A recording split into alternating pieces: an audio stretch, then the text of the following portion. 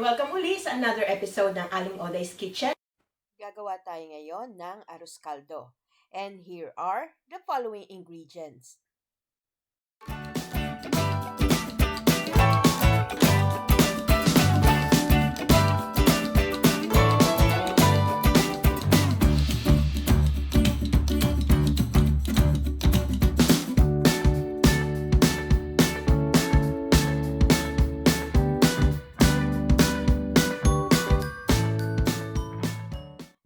First step, itong half a kilogram ng chicken, pinakuluan ko siya sa 10 cups of water na may salt at shredded ko ito into strips. Isa-set aside muna natin. And then dito sa isang bowl, in-add ko na yung 1.5 cups ng glutinous rice at i-add ko na rin yung half a cup ng long grain rice. Ihahalo lang natin itong maigi.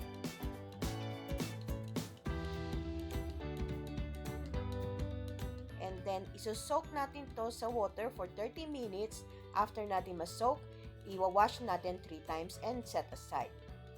Dito sa ating pan, nag-preheat na ako ng oil. Itong ating chopped garlic, ito toast natin to hanggang maging golden brown. Gagamitin natin to for toppings. Yan, brown na yung ating garlic. I-set aside lang natin ito. I-drain natin yung oil at itabi muna natin. Using the same pan, igigisa na natin yung ating 1 piece ng chopped onion. Gigisa lang natin to hanggang sa lumambot. Then pwede na rin natin i-add yung 2 inches ng ginger na kinat into strips.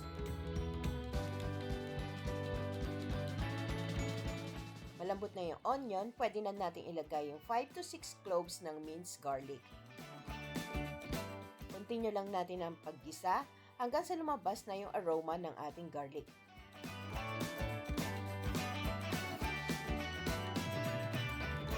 Ayan, ready na yung ating onion. Pwede na natin isama itong ating rice na na-wash natin 3 times.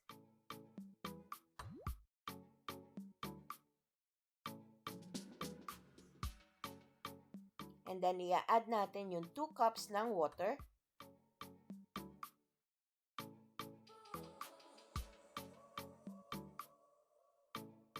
At yung ating 8 to 10 cups ng chicken broth.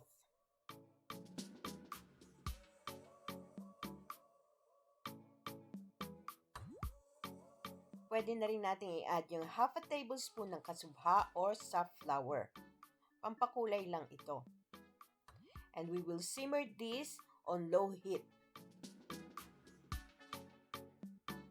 Pwede din tayong mag-add ng 1 piece ng chicken cube as an optional ingredient. Then, haluin lang natin to. And we will continue to simmer this for 30 minutes.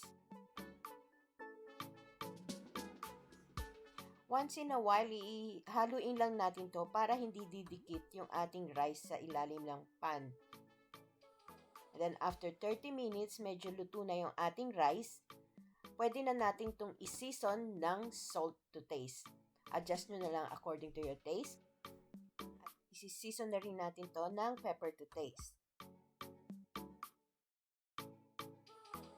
Pwede na rin natin i-add yung 1 tablespoon ng grated ginger. Mas maraming ginger, mas masarap yung ating arroz caldo. Mix it well.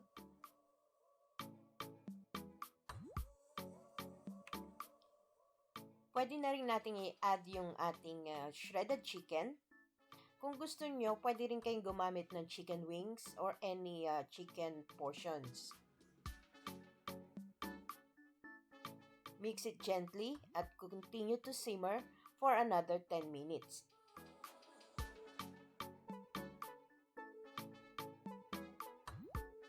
Pwede din kayo mag-add ng optional ingredients na half a tablespoon ng turmeric powder. Pampakulay lang ito. And then, haluin natin to. This one is almost ready. By the way, you can add more broth or water kung kailangan. Kasi itong ating rice, pag lumamig ito, ia-absorb niya yung broth. Yan, after a total of 40 minutes, yung rice natin soft and cooked na. Turn off the heat at transfer natin to sa ating serving bowl.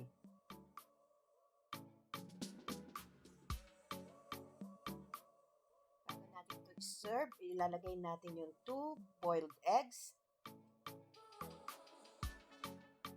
Garnish it with the toasted garlic. And also garnish it with the chopped spring onion. Serve it with a slice of lemon or calamansi. And this one is ready for serving. And there you have it, our Arroz Caldo. Perfect ngayong tag-ulan at malamig na weather. Please subscribe and hit that notification button para lagi kayong updated tuwing mag-upload ako ng bagong recipe. Ako po si Aling Oday. Magkita-kita ulit tayo sa aking susunod na video. Salamat! Bye! Please follow me on my Facebook page, Twitter, and Instagram.